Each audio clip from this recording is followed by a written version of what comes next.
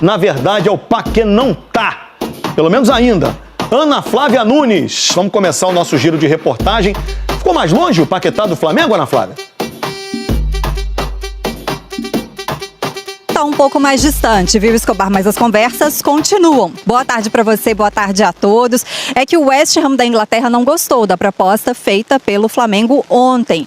Queria receber mais pelo Lucas Paquetá. Vamos lembrar que o Flamengo ofereceu, então, algo perto de 40 milhões de euros, aproximadamente 249 milhões de reais, sendo uma parte fixa e outra bônus. E o West Ham já tinha informado ao Flamengo que gostaria de receber pelo menos 45 milhões de euros.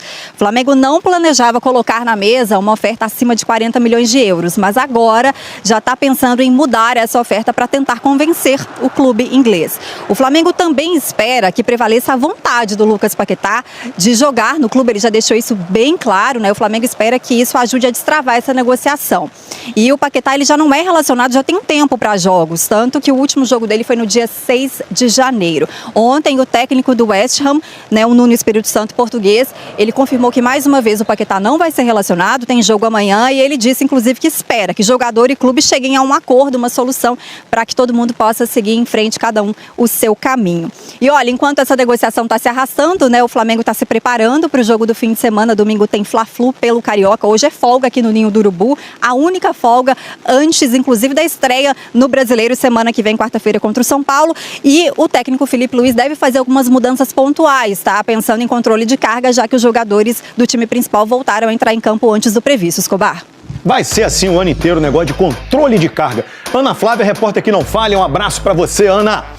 Ó, Flamengo, que com esses resultados de ontem saiu da zona de classificação para a próxima fase do Carioca, o que é ruim, porque se continuar assim vai disputar o quadrangular da morte, feito ali com os dois piores times de cada grupo para ver quem vai ser rebaixado.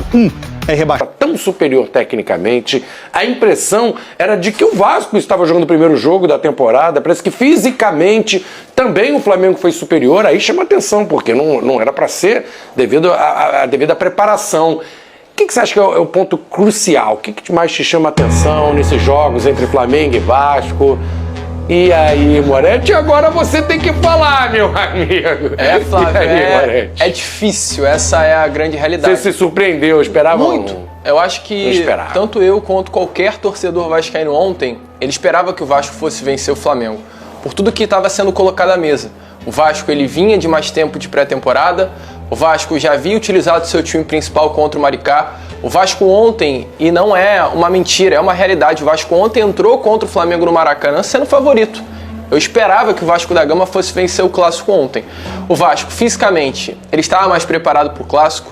O Vasco, tecnicamente, o Flamengo tem uma grande equipe, isso é inegável, mas ontem o Flamengo não usou o seu time principal. Inclusive na lateral esquerda, o Flamengo tinha um jogador da base que era improvisado, ou seja, o Flamengo não foi com sua força máxima.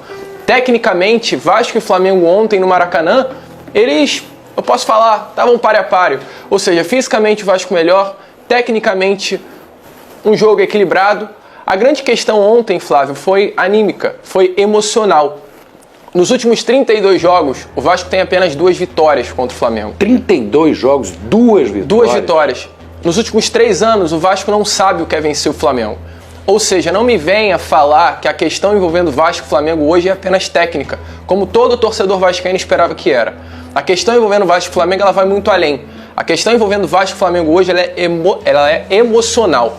Com todo o respeito do mundo ao elenco do Vasco, com todo o respeito do mundo aos atletas do Vasco, mas a sensação que os jogadores do Vasco da Gama passam nesses últimos anos é que quando enfrenta o Flamengo, se apavora. E essa é a grande realidade, porque você vê um Vasco jogando contra o Fluminense, jogando bem, passando no Fluminense numa semifinal de Copa do Brasil, o Fluminense sendo favorito.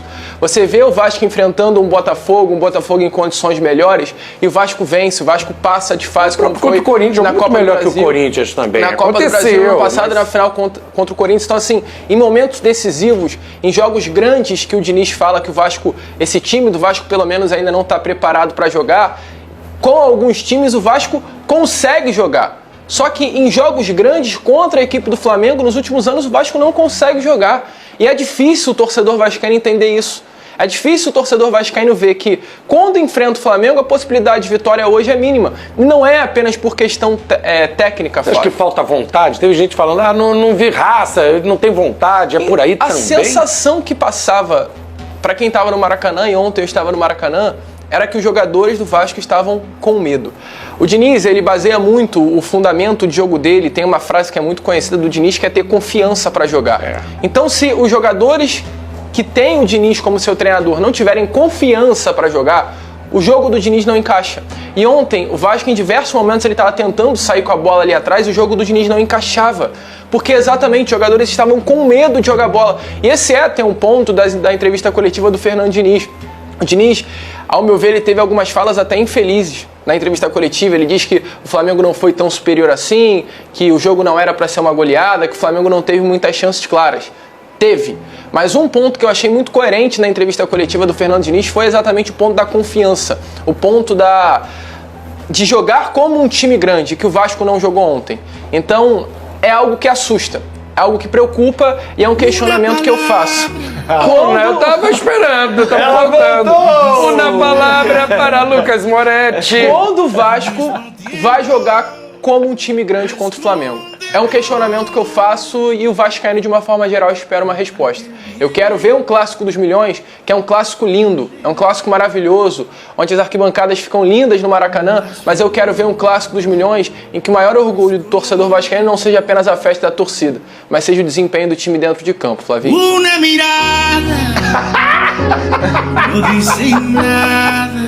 Nada mudou. E ao mesmo Só tempo. mudou o ano, Flavinique.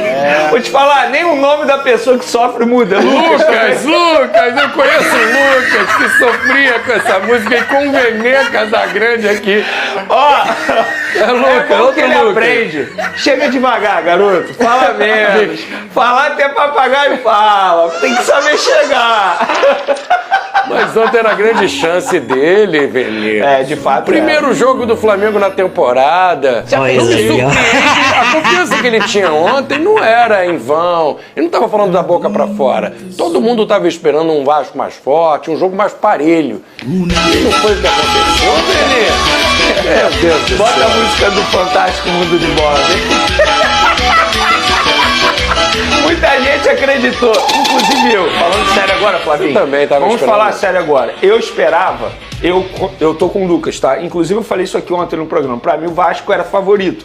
Não por conta da pré-temporada, não só pelo primeiro jogo do Flamengo no ano, não por conta disso, mas de como tudo foi feito. Porque até 4h30 da tarde de terça-feira, véspera do jogo, os jogadores não sabiam se eles iam entrar em campo ou não. Então tudo foi feito de uma maneira assim, surpresa. Até mesmo para o técnico Felipe Luiz, que inclusive ontem, antes do jogo, em uma entrevista para o Sport TV, ele deixou muito claro ali, entre linhas, que ele estava insatisfeito sim. Mas já que era para fazer o trabalho, vamos fazer o trabalho bem feito. E ele fez um bom trabalho. Ele sabe fazer. De fato, assim, não é nenhuma surpresa o Flamengo vencer o Clássico. Pelo contrário. Mas a forma como o Flamengo venceu me chamou a atenção de uma maneira extremamente positiva.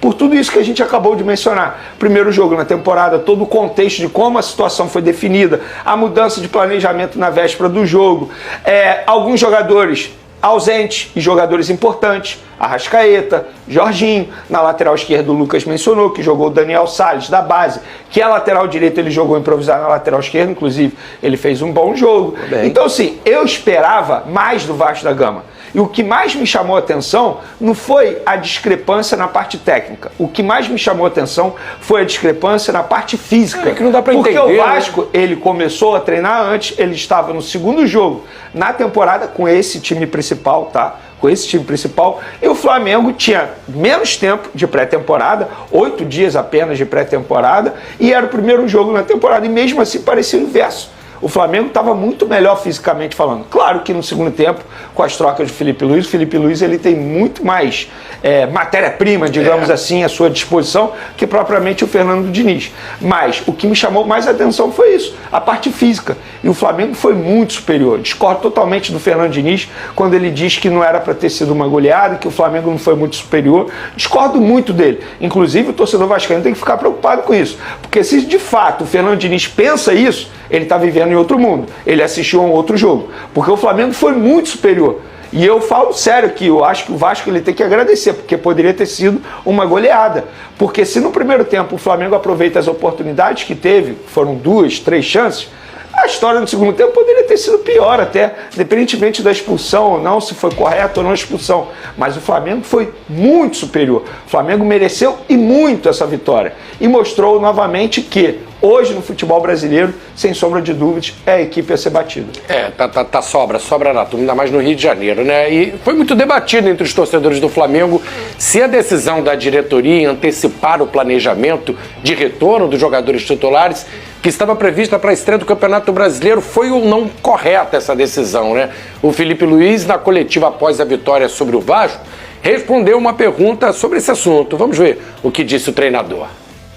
Uma reunião que acontece todas as semanas, já seja via telefone, já seja presencial, conversamos sempre e os interesses da instituição estão sempre acima de qualquer planejamento. O clube entendeu que era o melhor e nós temos sempre que seguir o que é melhor para o clube. Eu sempre fiz isso desde que cheguei aqui, o BAP também, o Boto também, somos pessoas com muita coragem, porque tomar decisões desse nível requer muita coragem. E muito simples, é uma decisão onde tomamos todos, no final, assumimos todos os riscos e bola pra frente. Fala nação rubro-negra, somos do canal Fla do Povo e hoje trago notícias quentes para vocês diretamente do mercado da bola, porque o Flamengo segue de olho em grandes nomes para reforçar o elenco e a novidade da vez envolve o atacante Luiz Henrique, jogador que atualmente defende o Zenit da Rússia e que já teve passagem marcante pelo Botafogo antes de se transferir para o futebol europeu. Segundo informações do jornalista Mauro Mendes, o rubro-negro está interessado em contar com o atleta para a temporada de 2026, mostrando que a diretoria continua atenta e planejando com antecedência os próximos passos para manter o elenco competitivo em todas as competições que disputa. Luiz Henrique é um jogador jovem, habilidoso, com velocidade e qualidade no 1 contra 1. Características que podem se encaixar muito bem no estilo ofensivo do Mendel, além de ser um nome que ainda pode render bastante tanto dentro de campo quanto em valor de mercado. A torcida conhece bem o jogador por sua passagem no futebol brasileiro e sabe que ele tem potencial para brilhar vestindo o manto sagrado. O que chama atenção é justamente o interesse antecipado, já pensando no futuro e reforçando a ideia de que o Flamengo não quer apenas viver o presente, mas também se consolidar como potência no cenário nacional e internacional a longo prazo. Com nomes como Luiz Henrique, o time ganharia mais opções de ataque, poderia variar taticamente e aumentaria ainda mais a concorrência interna por posições, algo que sempre eleva o nível de um elenco vencedor. Claro que, como sempre no Flamengo, as opiniões da torcida são divididas. Muitos acreditam que seria um reforço de peso e um investimento certeiro, enquanto outros preferem esperar para ver a evolução do jogador na Europa antes de qualquer movimentação definitiva. Mas o fato é que ter o nome de Luiz Henrique ligado ao Mendonça já aquece o debate e mostra que o clube continua pensando grande. Agora a pergunta que fica é: e você, torcedor, acha que Luiz Henrique cairia bem no ataque rubro-negro? Seria esse o nome certo para vestir o manto em 2026 e ajudar o Flamengo a seguir empilhando o título? Deixe sua opinião, porque aqui no canal Fla do Povo a voz da nação é sempre prioridade, e vamos juntos acompanhar cada passo dessas negociações que podem mudar o rumo do nosso Mendonça.